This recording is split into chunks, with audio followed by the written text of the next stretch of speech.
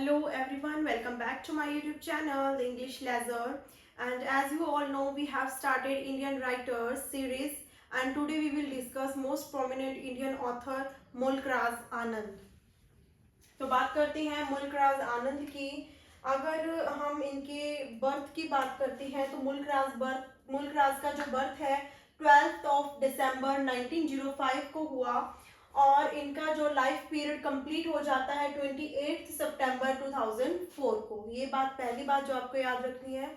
इसके बाद में मुल्क राज आनंद, जिनको जाना जाता है as a India's Charles Dickinson, तो आपको ये चीज पहले याद रखनी है कि मुल्क राज आनंद को क्या नाम से जाना जाता है?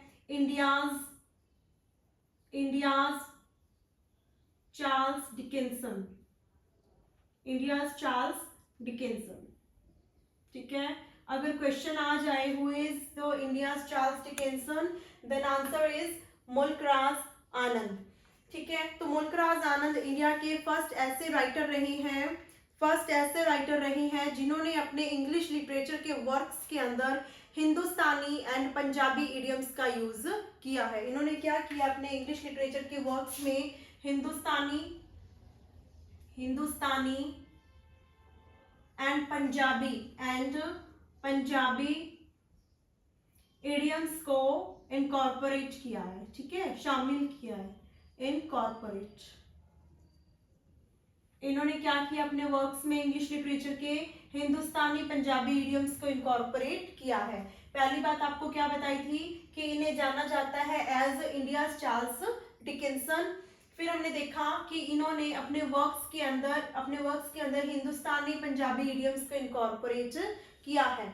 और अगर हम बात करते हैं नेक्स्ट कि इन्होंने अपना डेब्यू नॉवल कौन सा लिखा, अपनी स्टार्टिंग कहाँ से की है, तो इन्होंने अपना डेब्यू नॉवल लिखा अनटचेबल 1935 के अंदर इन्होंने नॉवल की दुनिया में प्रवेश किया।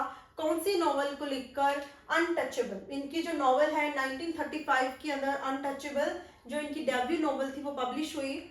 अनटचेबल के अंदर आपको क्या दिखाया गया है? जो अनटचेबल नॉवल है ये ज्यादातर जो मुल्क राज आनंद है वो कास्ट सिस्टम पे, हायर कास्ट या फिर किस तरीके से ह्यूमिलेट किया जाता है लोअर कास्ट को सोसाइटी के अंदर, किस तरीके से वो सोसाइटी में अब्यूजेस को फेस करते हैं, ज्यादातर वर्क्स इनके इसी थीम के साथ में रिलेट करते हैं। उसी तरीके से जो इनका डेब्यू नॉवल है अनटचेबल, आपको हमेशा जब भी कोई भी राइटर करवाया जाए, एक तो उनका डेब्यू नॉवल और दूसरा कौन से नॉवल को अवार्ड मिल चुका है, साहित्य अकेडमी अवार्ड या कोई भी अवार्ड मिला है, ये चीज को आपको स्टार के अंदर रखना है, यानी कि मोस्ट इंपॉर्टेंट में शामिल करना है। वैसे तो जो भी आपको ये वर्क्स करवाए जाते हैं एग्जाम के पॉइंट ऑफ व्यू से जो इम्पोर्टेंट है वही करवाए जाते हैं, लेकिन आपको डेब्यू नॉवल और अवार्ड्स वाले नॉवल को ज्यादातर अपने दिमाग में रखना है। तो शुरू करते हैं अनटचेबल, जो कि इनका डेब्यू नॉवल था। जो अनटचेबल है, कौन सा नॉवल है इनका? डेब्यू नॉवल है ये, जो 1935 के अंदर क्या हुआ? 1935 में पब्लिश हुआ है। इसके अंदर आपको एक 18 साल का लड़का दिखाया गया। अनटचेबल की बात कर रही हूँ। अनटचेबल का अगर थोड़ा ओवरव्यू देती हूँ कि इसकी स्टोरी क्या है, तो इसमें आपको एक 18 ईयर ओल्ड बॉय दिखाया गया है, जो बुलंद शहर से है। जो कहाँ से है? बुलंद शहर से है, हमारे इंडिया के बुलंद शहर से है। 18 ईयर ओल्ड बॉय, जिसका नाम क्या है जो आपको याद रखना है, वो है बाखा नाम का एक लड़का है। 18 ईयर ओल्ड बॉय है जो बुलंद शहर से है, जिसका नाम क्या है? बाखा। यानी कि जो अनटचेबल का हीरो है उसका नाम क्या है? बाखा नाम का ये लड़का है। और ये लड़का क्या करता है? ये एक स्वीपर है, यानी कि टॉयलेट क्लीनर है ये। ठीक है, टॉयलेट क्लीनर है। और इसको क्या है? अनटचेबल मानते हैं, क्योंकि ये एक तो लोअर कास्ट का है, ये लोअर कास्ट का है। एक बार क्या होता है कि एक्सीडेंटली ये टच कर देता है किसको? Accidentally touch higher class man. Accidentally उसका हाथ लग जाता है किसी हायर क्लास के बंदे को, जिसके बाद भी वो क्या सोचता है कि तुमने मुझे क्या कर दिया, पॉल्यूट कर दिया। क्या कर दिया? पॉल्यूट कर दिया, अपवित्र कर दिया। और बाखा को क्या करता है, वो स्लैप करता है, थप्पड़ लगा देता है, सिर्फ इस वजह से कि तुम टॉयलेट क्लीनर हो, एक स्वीपर हो, और तुमने मुझे टच कर दिया, जिसकी वजह से मैं क्या हो गया, पॉल्यूट हो गया। वो कौन था? हायर क्लास का, उसकी वजह से उसे स्लैप किया जाता है। इसी तरीके से दिखाया गया है कि जो बाखा है, इसकी सिस्टर है, इसकी सिस्टर है सोहिनी। इसकी सिस्टर का क्या नाम है? सोहिनी है। तो सोहिनी को क्या किया जाता है, जो मंदिर का पुजारी होता है, टेंपल का जो प्रीस्ट होता है, उसके द्वारा क्या किया जाता है, इसकी सिस्टर को सेक्सुअली हैरेस किया जाता है, सेक्सुअली हैरेस किया जाता है, मोलेस्ट करने की कोशिश की जाती है। ठीक है, जब मोलेस्ट करने की कोशिश की जाती है या फिर किया जाता है, तो बाखा कोशिश करता है आवाज उठाने की, इंटरफेयर करने की कोशिश करता है। लेकिन जब बाखा इंटरफेयर करने की कोशिश करता है, तो बदले में इन्हीं पे यह आरोप लगा दिया जाता है कि आपने हमें पॉल्यूट किया है, प्रदूषित किया है, अपवित्र किया है। तो इसके अंदर हमें यही कहानी दिखाई गई है बाखा नाम के लड़के की, कि किस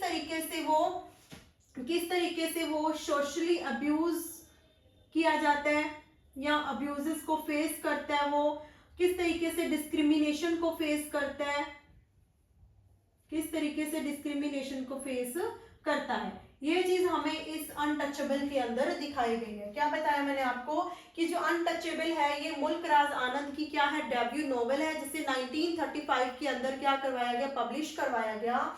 इसमें हमें जो मेन थीम दिखती है, सोशली अब्यूज किया जाता है लोअर कास्ट के बच्चे को, और उसे डिस्क्रिमिनेट किया जाता है। 18 साल का लड़का है जो बुलंदशहर के रहने वाला है, जिसका नाम है बाखा, जो अनटचेबल नॉवेल का हीरो है। और ये क्या है, एक टॉयलेट क्लीनर है, और ये क्या करता है, टॉयलेट क्लीन करता है। एक्सीडेंटली ये हायर क्लास के किसी के साथ टच हो जाता है, तो इसको इस पे आरोप लगाया जाता है, एलिगेशन लगाए जाते हैं कि आपने हमें पल्यूट कर दिया, तो इसे थप्पड़ लगा दिया जाता है। उसी तरीके से जो बाखा की सिस्टर है सोहिनी, इसको मोलेस्ट किया जाता है टेंपल के प्रीस्ट के द्वारा। जब बाखा कोशिश करता है आवाज उठाने की, तो वापिस से इन्हीं पे एलिगेशंस लगा दिए जाते हैं। तो ये थी अनटचेबल की समरी या फिर ओवरव्यू, या फिर एक छोटी स्टोरी जो मैं आपको बताई। अनटचेबल के बाद में जो इनका सेकंड नॉवेल आता है मुल्क राज आनंद का, वो आता है कुली। कुली इनका सेकंड नॉवेल आता है, जो 1936 के अंदर जिसको पब्लिश करवाया गया। कुली के अंदर यानी कि एक रिक्शा बॉय होता है। क्या होता है? एक रिक्शा बॉय मुन्नू, उसकी कहानी दिखाई गई, बिल्कुल अनटचेबल की तरह ही है इसकी कहानी भी। सेकंड नॉवेल है जो इनका कुली, जिसको अनटचेबल के बारे में एक और चीज जो आपको बतानी है पहले, कि अनटचेबल के अंदर जिस टेक्निक का यूज किया गया, अनटचेबल में जिस टेक्निक का यूज किया गया, वो कौन सी टेक्निक का यूज किया गया है? स्ट्रीम ऑफ कॉन्शियसनेस का यूज किया गया है। कौन सी टेक्निक? Stream of consciousness. अगर पूछ लिया जाए कि अनटचेबल के अंदर मुल्क राज ने कौन सी टेक्निक का यूज किया है, तो स्ट्रीम ऑफ कॉन्शियसनेस का यूज किया है। तो स्ट्रीम ऑफ कॉन्शियसनेस होता क्या है? स्ट्रीम ऑफ कॉन्शियसनेस आप कह सकते हो कि हमारे जो ख्याल होते हैं, ख्यालों का बहता हुआ झरना आप कह सकते हो। ख्यालों का बहता हुआ झरना कैसे? जब हम कोई भी चीज को सोचते हैं, तो हम एक सीरीज के अंदर, एक लाइन के अंदर नहीं सोचते, बल्कि वो हम आगे पीछे यानी कि पैरेलल नहीं चलते। अगर मैं आपको एक देसी एग्जांपल देने की कोशिश करती हूँ, जैसे हम किचन के अंदर चाय बनाने के लिए जाते हैं, किचन में चाय बनाने के लिए गए, चाय बनाते बनाते हम कितनी बातें सोच लेते हैं कि हमारा बच्चा स्कूल से आ गया है, नहीं आया, प्रेस करने वाली पड़ी है, मैंने चाय पत्ती यहीं पर रखी थी, अभी तो ये काम करने वाला पड़ा है, अभी तो सब्जी बनानी है, यानी कितना कुछ हमने सोच लिया। लेकिन हमने क्या वो पैरेलल सोचा, एक ही लाइन के अंदर सोचा? नहीं, हमारे जो ख्याल है वो टाइम टू टाइम क्या हो रहे हैं, चेंज हो रहे हैं। और जब इस जो हमारे जो ख्याल है, इसको अनफिल्टर्ड ख्यालों को ही इंग्लिश के अंदर, इंग्लिश लिटरेचर के अंदर एज इट इज उतार दिया जाए, एज इट इज उतार दिया जाए, तो उस टेक्निक को ही हम क्या बोल देते हैं, स्ट्रीम ऑफ कॉन्शियसनेस बोल देते हैं। यानी कि जो हमारे ख्याल हैं उनको फिल्टर ना किया जाए, उसके अंदर उसको पॉलिश ना किया जाए, बिना पॉलिश के ही एज इट इज उन ख्यालों को लिख दिया जाए, तो हम किस टेक्निक का यूज करेंगे, उसको हम कहेंगे स्ट्रीम ऑफ कॉन्शियसनेस। यानी कि ये हमारी क्या होती है, इंटरनल मोनोलॉग होती है। क्या होती है ये हमारी इंटरनल मोनोलॉग होती है, इंटरनल मोनोलॉग, यानी कि इनर वॉइस कह सकते हो आप, inner voice, inner voice, inner voice होती है, ये हमारी अंदर की एक आवाज होती है, मन ही मन में हम ये चीजें सोच रहे होते हैं, ये हमारी इनर वॉइस होती है। जो स्ट्रीम ऑफ कॉन्शियसनेस है, जो इस टर्म को, स्ट्रीम ऑफ कॉन्शियसनेस जो टर्म है, इसको जो क्वाइन किया, किसने किया क्वाइन इसको, विलियम जेम्स ने। किसने, विलियम जेम्स ने 1980 में, विलियम जेम्स ने इसको क्वाइन किया। किसके अंदर क्वाइन किया, द प्रिंसिपल ऑफ साइकोलॉजी में, द प्रिंसिपल ऑफ साइकोलॉजी, ठीक है। प्रिंसिपल ऑफ साइकोलॉजी के अंदर विलियम जेम्स ने 1980 के अंदर स्ट्रीम ऑफ कॉन्शियसनेस टर्म को क्वाइन किया। इसके बाद में जो मे सिंक्लेयर है, इन्होंने फर्स्ट टाइम इसको अप्लाई किया, फर्स्ट टाइम इसको अप्लाई किया किसको, स्ट्रीम ऑफ कॉन्शियसनेस को। किसके अंदर, जब वो डॉर्थी रिचर्डसन पे डिस्कस कर रहे होते हैं, तब ये स्ट्रीम ऑफ कॉन्शियसनेस को सबसे पहले में सिंक्लेयर अप्लाई करते हैं। अगर आ जाए कि क्वाइन किसने किया, तब आप बताओगे विलियम जेम्स ने, द प्रिंसिपल ऑफ साइकोलॉजी में 1980 के अंदर। और अगर आ जाए कि इस टर्म को सबसे पहले अप्लाई किसने किया है, तब आप बताओगे मे सिंक्लेयर ने, ठीक है। ये बात मैंने आपको बतानी थी अनटचेबल के अंदर। आगे बढ़ते हैं कुली की तरफ। कुली जो कि मुल्कराज आनंद का सेकंड नॉवेल है, इसमें भी मैंने आपको बताया कि बिल्कुल अनटचेबल की तरह ही है, बट जैसे वो एक टॉयलेट क्लीनर था, स्वीपर था, यहाँ पे ये एक रिक्शा बॉय है। कुली, इसमें एक लड़का है, कितने साल का लड़का है, 14 साल का, 14-year-old boy, 14-year-old heal boy है ये, पहाड़ी लड़का है ये। कैसा लड़का है, पहाड़ी लड़का है ये, ठीक है, पहाड़ी लड़का है। ये क्या करता है, इसको भी फेस करनी पड़ती है क्या, लोअर कास्ट, कि तुम छोटी जाति के हो, सोशल अब्यूजेस,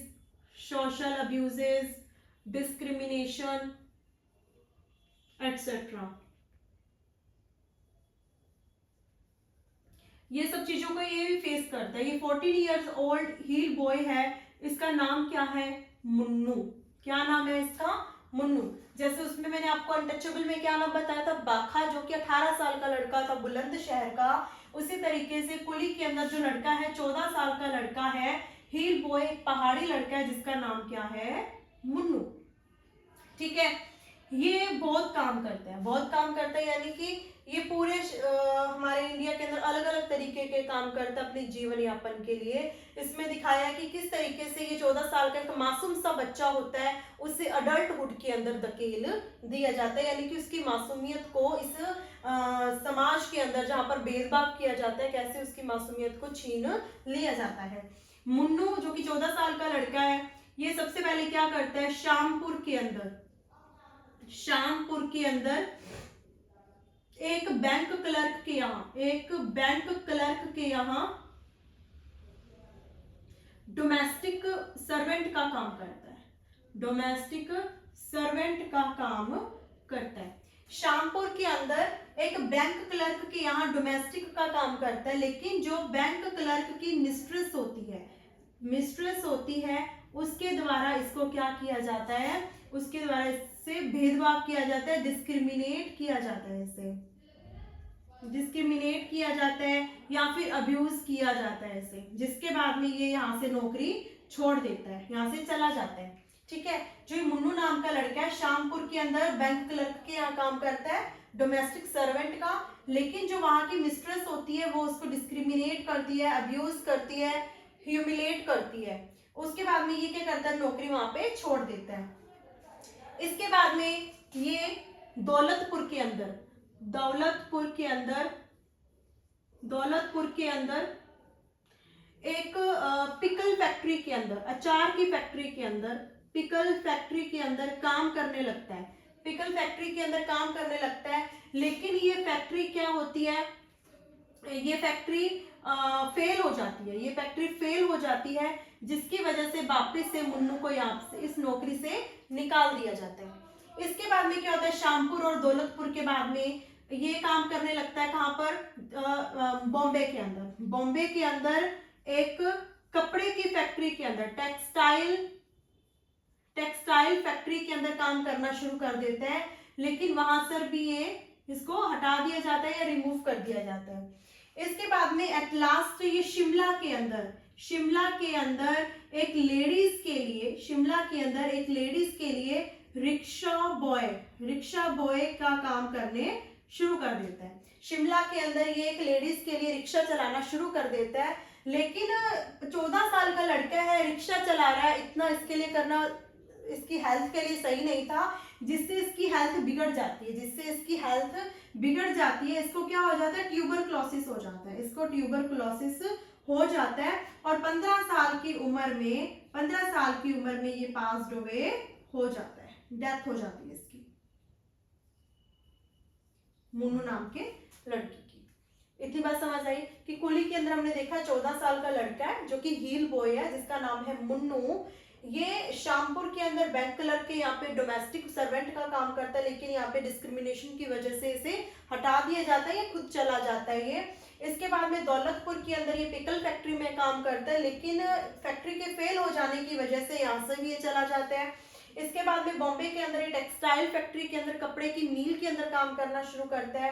एट लास्ट ये शिमला के अंदर एक लेडीज के लिए रिक्शा चलाने का काम करना शुरू कर देता है, लेकिन इसको ट्यूबरक्लोसिस होने की वजह से 15 साल की उम्र के अंदर इसका डेथ हो जाता है। ठीक है, आपको 2 नॉवल बताए, एक डेब्यू नॉवल जिसका नाम है अनटचेबल 1935, इसके बाद में 1936 में इनका नॉवल आया कुली। ठीक है, नेक्स्ट है two leaves and a bird. Two leaves and a bird, ये है एक जो ये टी प्लांट होते हैं, चाय के बागान, वहां पर गंगू नाम के एक किसान की कहानी है। टू लीव्स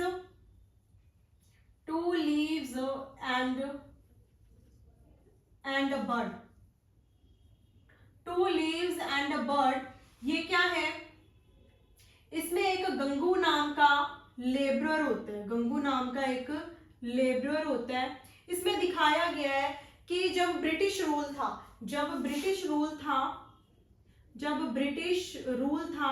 और चाय के बगानों के अंदर जब लेबर काम करती थी, किस तरीके से उनका शोषण किया जाता था, किस तरीके से उनको एक्सप्लॉइट किया जाता था।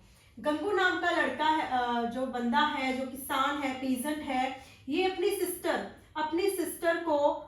सिस्टर को ये जो ब्रिटिश के जो एक बंदा होता है उससे बचाने की कोशिश करता है, प्रोटेक्ट करने की कोशिश करता है, लेकिन ब्रिटिश ऑफिसर क्या करता है, उसको अपनी सिस्टर को प्रोटेक्ट करने की वजह से उसको शूट कर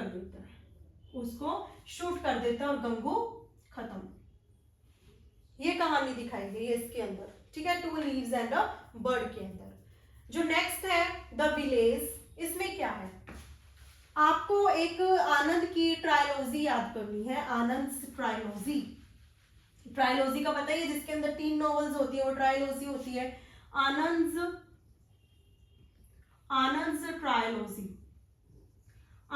ट्रायलॉजी, जिसको लालू ट्रायलॉजी भी कहते हैं। क्या कहते हैं, लालू ट्रायलॉजी भी कहा जाता है।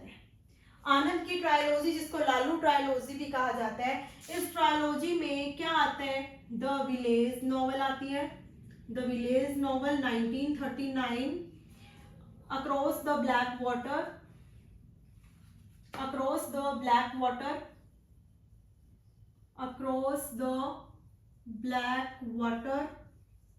1940, The Sword and the Sickle, The Sword and the Sickle 1942। ये तीन ऐसी नॉवेल्स हैं, the village, across the black water and the sword and sickle, जिसको आनंद की ट्रायलॉजी के नाम से जाना जाता है, और इसको दूसरे क्या नाम से जाना जाता है, लालू ट्रायलॉजी के नाम से जाना जाता है। ठीक है, लालू ट्रायलॉजी क्यों कहा जाता है, तो बताते हैं कि जो विलेज है, द विलेज, विलेज के अंदर एक पंजाब का रहने वाला लाल सिंह, पंजाब का रहने वाला लाल सिंह, इसको इंट्रोड्यूस किया जाता है, इसको इंट्रोड्यूस किया जाता है, इसकी रूरल लाइफ को इंट्रोड्यूस किया जाता है, सोशल कॉन्स्टेंट्स को इंट्रोड्यूस किया जाता है, और इवेंचुअली डिपार्चर दिखाया जाता है, डिपार्चर फ्रॉम विलेज। इस चीज को हमें द विलेज के अंदर दिखाया गया है। यानी कि आपको समझ आ रहा है कि इसको लालू ट्रायलॉजी क्यों कहा जाता है, क्योंकि ये जो तीनों नॉवल है ना, the village, across the black water, the sword and the sickle, इन तीनों के अंदर आपको लाल सिंह के बारे में बताया गया है, लाल सिंह के बारे में बताया गया है, जो पंजाब का रहने वाला है। द विलेज के अंदर आपको क्या देखने को मिलेगा, द विलेज के अंदर जो पंजाब का रहने वाला लाल सिंह है, इसको इंट्रोड्यूस किया गया, इसकी रूरल लाइफ को, इसके ग्रामीण जीवन को, इसके सामाजिक बंधनों को, और इसका अचानक से गांव को छोड़ के चला जाना, अचानक से डिपार्चर हो जाना विलेज से, इस चीज को द विलेज के अंदर आपको दिखाया गया है, जो कि 1930 के अंदर पब्लिश करवाया गया है। नेक्स्ट जो ट्रायलॉजी की सेकंड नॉवल है वो कौन सी है, across the black water. Across the black water, इसके अंदर क्या किया गया, इसमें लाल सिंह को एज अ इंडियन सोल्जर दिखाया गया है, अक्रॉस द ब्लैक वाटर में लाल सिंह को एज अ इंडियन सोल्जर दिखाया गया है, जिसमें ये फाइट करते हैं, fight for British and France. किसके साथ में फाइट करते हैं, कब करते हैं, during first world war, during world war first.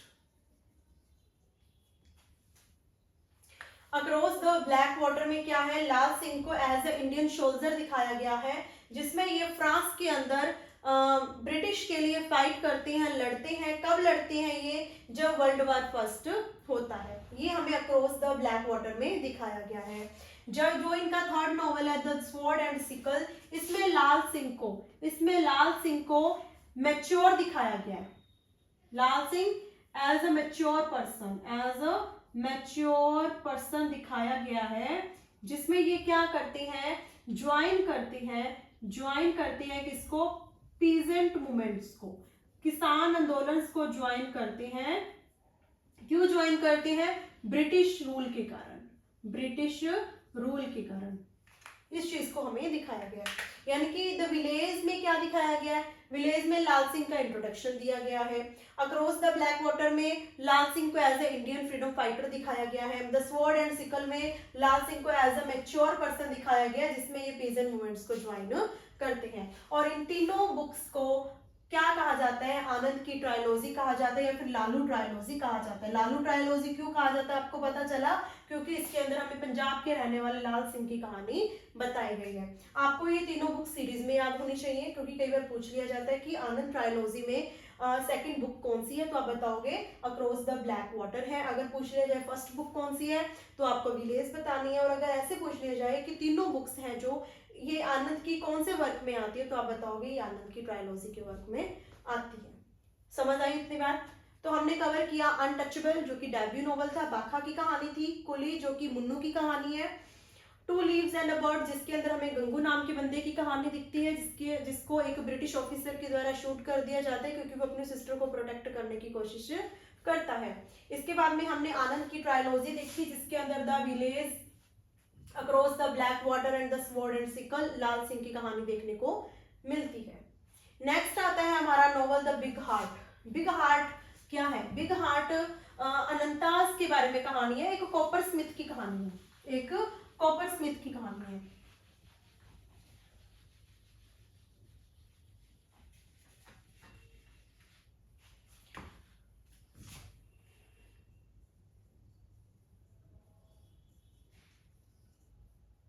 Big heart, जिसको 1945 के अंदर पब्लिश करवाया गया है, 1945 के अंदर पब्लिश करवाया गया है। इसमें क्या है, टू चौधरीज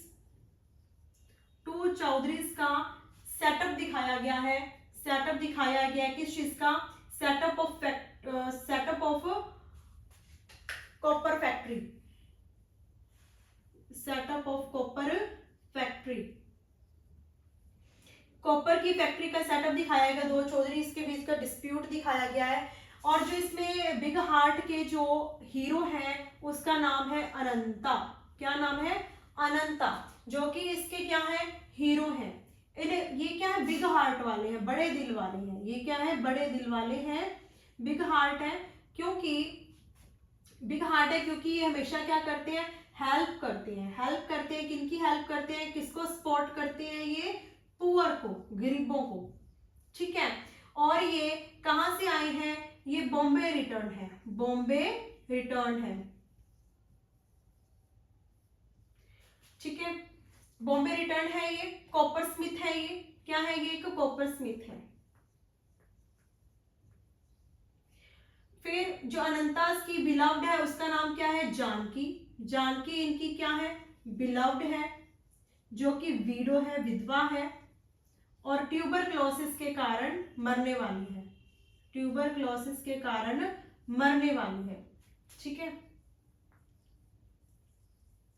जो भी जाएंगे, मरने वाली है। इसमें आपको एक रालिया नाम का कैरेक्टर दिखेगा, रालिया, जो कि क्या है, एक क्रोधित, इनरेज्ड पर्सन है, और जो अनंतास को क्या कर देता है, मार देता है, किल कर देता है, मर्डर कर देता है इसका, ठीक है। बिग हार्ट आपको समझ आया, 1945 की में पब्लिश करवाई गई।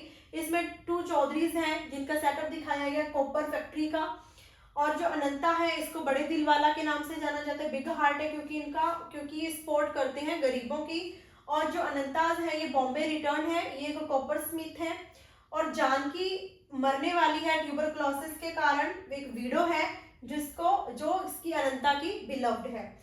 और एक आपको इसमें रालिया नाम का कैरेक्टर मिलेगा जो कि काफी क्रोधित है, गुस्से वाला है, और जो अनंता को क्या कर देता है, अनंता का मर्डर कर देता है। ये चीज आपको याद रखनी है। नेक्स्ट हमारा कौन सा नॉवेल है, the private life of an Indian Prince. इसमें क्या है, सारी नॉवेल्स का आपको ओवरव्यू दिया जा रहा है, सिर्फ इंपॉर्टेंट हीरो बताया जा रहा है या फिर उसका जो भी विलन है उसे बताया जा रहा है, विलव्ड को बताया जा रहा है, जो कि आपको याद रखना है।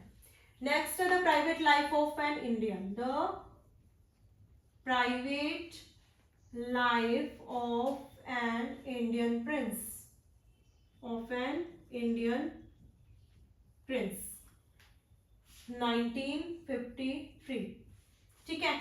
इसमें क्या बताया गया है, इंडियन प्रिंस यानी नाम से पता चल रहा है किसी प्रिंस की कहानी है, इसमें किसी प्रिंस की कहानी है। इसमें कहाँ के प्रिंस की कहानी है, श्यामपुर का प्रिंस है अशोक कुमार, श्यामपुर का प्रिंस है, श्यामपुर का प्रिंस है, क्या नाम है, अशोक कुमार, अशोक कुमार श्यामपुर के प्रिंस हैं। ये काफी केयरलेस है, ये काफी केयरलेस है, इनको अपनी प्रजा की बिल्कुल भी चिंता नहीं है। इनकी मिस्ट्रेस है दासी, ठीक है, दासी, जिसके लिए ये क्या है, बिल्कुल पागल है, बिल्कुल पागल टाइप के हैं, इनके जुनून में ही रहते हैं दासी के, ठीक है, ठीक है। और जो दासी है ये क्या करती है, मैनिपुलेट करती है, किसको, मैनिपुलेट करती है अशोक कुमार को, मैनिपुलेट करती है, और इसको अपनी मिस्ट्रेस को खुश करने के चक्कर में ये अपनी प्रजा की बिल्कुल भी चिंता नहीं करते हैं, जिसकी वजह से एट लास्ट इनका क्या हो जाता है, पतन हो जाता है, इनका डाउनफॉल हो जाता है। ये अपना सब कुछ अपना सब कुछ ये खो देते हैं सिर्फ अपनी दासी को खुश करने के लिए। इनकी खुद की कुछ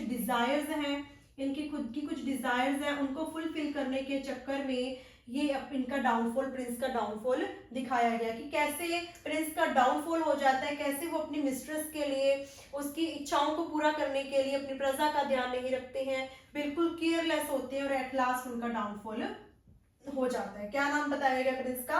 अशोक कुमार, जो कहाँ के प्रिंस है? श्यामपुर के प्रिंस हैं। इसके बाद में आता है the old women and the cow. The old women and the cow, ये भी feminine male dominated society issues को दिखाया गया है इसमें, कि किस तरीके से वुमेन को ऑप्रेस किया जाता है, दबाया जाता है। The old women and the cow 1960। क्या है इसमें theme? Male dominated society, feminism, किस तरीके से वुमेन को प्रेस किया जाता है। ठीक है, ये चीज इसकी क्या है? मेल थीम दिखाई गई है। मेल डोमिनेटेड सोसाइटी यानी कि पुरुष प्रधान समाज को दिखाया गया है, फेमिनिज्म को दिखाया गया और किस तरीके से औरतों को सोसाइटी के अंदर दबाया जाता है उस चीज की कोशिश बताने की गई है। यानी कि आपको इसमें एक गौरी नाम का कैरेक्टर देखने को मिलेगा। गौरी, क्या नाम है? गौरी, जो क्या है?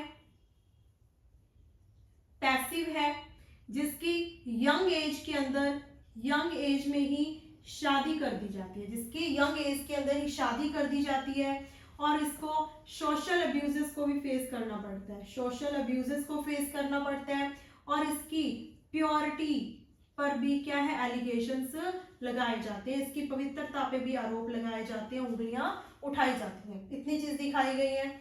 फिर जो गौरी के हस्बैंड है पंछी, गौरी के हस्बैंड का क्या नाम है? पंछी हस्बैंड है गौरी के। ठीक है, ये क्या करते हैं? अपनी वाइफ को मारते पीटते हैं या फिर घर से निकाल देते हैं, इनके हस्बैंड। ठीक है, घर से निकाल देते हैं। जब गौरी को इनके हस्बैंड घर से निकाल देते हैं पंछी, तो ये विलेज को छोड़ के चली जाती है। कहां पर चली जाती है? सिटी के अंदर चली जाती है। वहां किसी हॉस्पिटल के अंदर काम करना शुरू कर देती है, हॉस्पिटल में काम करना शुरू कर देती है गौरी, हॉस्पिटल में काम करना शुरू कर देती है और अपना खुद की एक आइडेंटिटी बिल्ड करती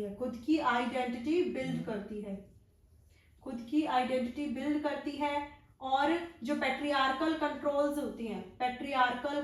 होते हैं उनको ब्रेक करती है।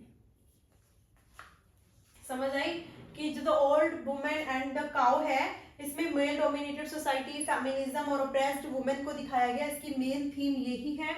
इसमें गौरी नाम की जो औरत है वो पैसिव है, जिसकी यंग एज के अंदर ही शादी कर दी जाती है। ये सोशल अब्यूजेस को फेस करती है और इसकी प्योरिटी पे, इसकी पवित्रता पे भी एलिगेशंस लगाए जाते हैं, आरोप लगाए जाते हैं, उंगलियां उठाई जाती हैं। जो गौरी होती है, गौरी के हस्बैंड पंछी, ये इनको घर से निकाल देते हैं। जब इनको घर से निकाल देते हैं तो गौरी गांव को छोड़ के चली जाती है, शहर के अंदर जाके हॉस्पिटल के अंदर काम करना शुरू कर देती है और धीरे धीरे वो पैसिव से कन्वर्ट हो जाती है, अपनी खुद की मतलब बहादुर बन जाती है, खुद की आइडेंटिटी बिल्ड करती है और जो पैट्रियार्कल कंट्रोल्स होते हैं उनको तोड़ देती है। ठीक है, नेक्स्ट है द रोड किसकी? जो रोड, ये नॉवेल है, ये बिल्कुल आपको अनटचेबल और जैसा कि कुली के अंदर जो थीम थी वो सेम थीम रहेगी इसकी। द रोड की किसकी तरह थीम रहेगी? बिल्कुल अनटचेबल और कुली। इसमें क्या है, जैसे मैंने आपको बताया था, अनटचेबल में बाखा था और कुली में मुन्नू था। इसमें आपको देखने को मिलेगा भिखू। क्या देखने को मिलेगा? भिखू नाम का लड़का देखने को मिलेगा, जो क्या कर रहा है? सड़क का निर्माण कर रहा है, रोड बना रहा है, रोड बिल्ड कर रहा है और विलेज की जो रोड है उसको जोड़ने की कोशिश कर रहा है, लिंक करने की कोशिश कर रहा है। किससे? सिटी रोड से। सिटी रोड से, यानी कि मॉडर्नाइजेशन को दिखाया गया है इसमें, ठीक है। सिटी की रोड के साथ में जोड़ने का कोशिश कर रहे हैं, अर्बन बनाने की कोशिश कर रहे हैं, यानी गांव की सड़क को शहर की सड़क के साथ में जोड़ने की कोशिश की जा रही है। और सड़क बनाते टाइम जो हायर कास्ट के लोग हैं वो क्या करते हैं, भिक्षु को ह्यूमिलेट करते हैं, उसका अपमान करते हैं। दिखाया गया, इसकी स्ट्रगल को दिखाया गया है, भिक्षु की स्ट्रगल को दिखाया गया है अगेंस्ट अब्यूजेस, डिस्क्रिमिनेशन,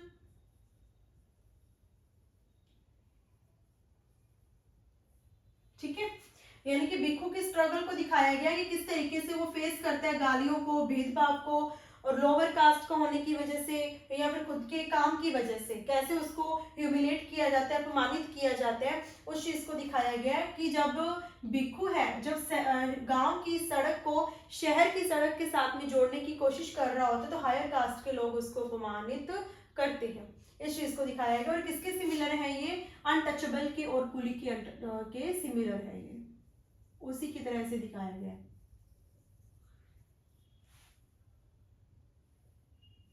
ठीक है। इसके बाद में हम देखते हैं the death of a hero. The death of a hero जो नॉवेल है ये एक ट्रू स्टोरी है, epitaph of Maqbool sherwani. The death of a hero, ये जो इनका नॉवेल है, शॉर्ट नॉवेल है,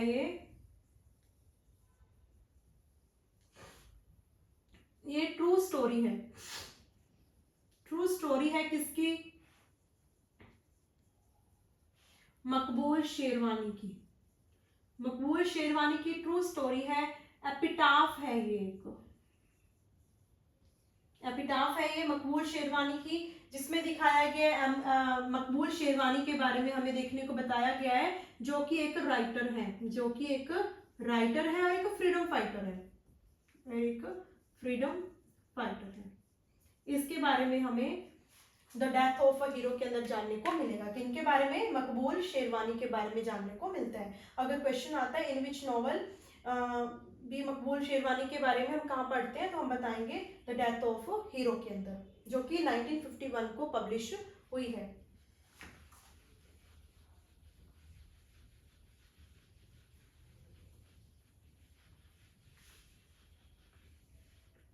नेक्स्ट इनका नॉवेल है the lament on the death of a master of arts, ठीक है। फिर इसके बाद में हम देखते हैं इनकी ऑटोबायोग्राफी आती है। इन्होंने ऑटोबायोग्राफी लिखी,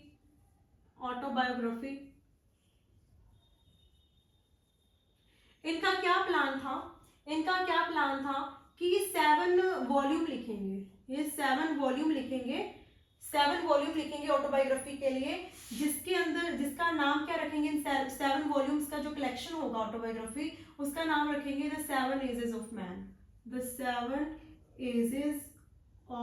मैन, ये नाम रखेंगे। इन्होंने ये सोचा था कि अपनी जो मुल्क राज आनंद है वो कहते हैं कि इन्होंने प्लान बनाया था कि 7 वॉल्यूम लिखेंगे, 7 वॉल्यूम्स जिनका एक नाम क्या होगा, द 7 एजेस ऑफ मैन। लेकिन इनका जो ये ड्रीम था ये फुलफिल नहीं हो पाया, ये अपनी 7 वॉल्यूम्स इस तरीके से कंप्लीट नहीं कर पाए। लेकिन ये इन्होंने इसमें से ये 4 वॉल्यूम लिखे, 7 summer, morning face, the confession of a lover and bubble.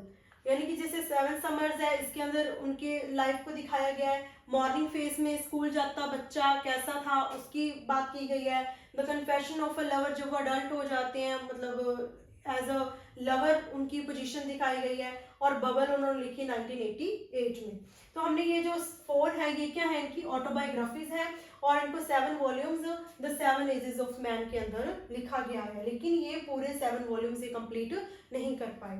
तो ये थी इनकी कुछ नॉवेल्स जो कि आपको अच्छे से याद रखनी है। और इसमें से एक जो सबसे इंपॉर्टेंट है इनकी ऑटोबायोग्राफी, आपको याद रखनी है कि इनकी मॉर्निंग फेस को साहित्य अकादमी अवार्ड मिला है। इनकी मॉर्निंग फेस को क्या मिला है, साहित्य अकादमी अवार्ड मिला है। ये चीज आपको अच्छे से याद रखनी है, ठीक है। 1970 के अंदर ये पब्लिश हुई है। इसके बाद में इनकी कुछ शॉर्ट स्टोरीज हैं, ये सारी क्या है इनकी शॉर्ट स्टोरीज, ये सारी इनकी शॉर्ट स्टोरीज हैं। इनमें से कुछ आपने अपनी क्लासेस के अंदर पढ़ी भी होंगी, जैसे है द लॉस्ट चाइल्ड, इनकी शॉर्ट स्टोरी जो 1934 के अंदर लिखी गई। इसके बाद में है the barber trade union and other stories. The barber trade आपने सबने पढ़ी होगी, जिसमें एक लड़के की कहानी दिखाई है जो कि एक बार्बर का लड़का होता है, उसके पिताजी से बार्बर का जो काम होता है सारा सिखा के जाते हैं, और लोगों के अपमान की वजह से ये खुद की एक शॉप खोल लेते हैं। ये अपना स्ट्राइक लगा देते हैं कि हम घर घर में जाके कटिंग नहीं करेंगे, जिसको भी करवानी है वो हमारे यहाँ पे आके करेंगे। वो अपनी शॉप का क्या नाम रखते हैं, द बार्बर ट्रेड यूनियन रखते हैं। इसके बाद में है the tractor and the corn goddess and other stories.